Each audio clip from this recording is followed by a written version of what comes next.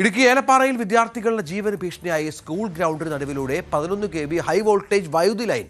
വർഷങ്ങളായി അപകടാവസ്ഥയിലുള്ള ഈ ലൈൻ മാറ്റാൻ KSEB തയ്യാറാകുന്നില്ല എന്നാണ് പരാതി.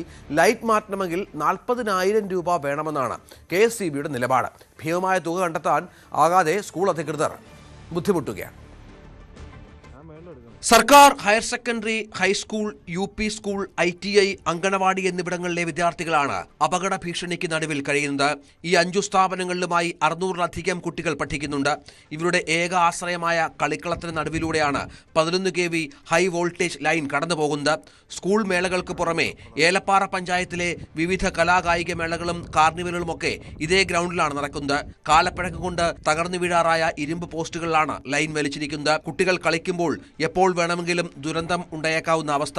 വൈദ്യുതി ലൈൻ മാറ്റി സ്ഥാപിക്കണമെന്നാവശ്യപ്പെട്ട് നിരവധി തവണ സ്കൂൾ അധികൃതർ KSEBയെ സമീപിച്ചെങ്കിലും അനുകൂലമായ നിലപാടുണ്ടായില്ല.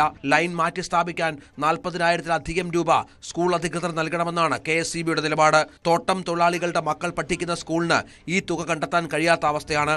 കളക്ടറേറ്റിൽ നടന്ന യോഗത്തിൽ ലൈൻ മാറ്റാൻ അടിയന്തര നടപടി സ്വീകരിക്കണമെന്ന് പീരുമേട് MLA ആവശ്യപ്പെട്ടിട്ടുണ്ട്. വിഷയത്തിൽ അധികൃതർ ഇനിയെങ്കിലും കണ്ണു തുറക്കുമോ എന്ന ചോദ്യമാണ് ഉയരുന്നത്. News 18 ഇടുക്കി.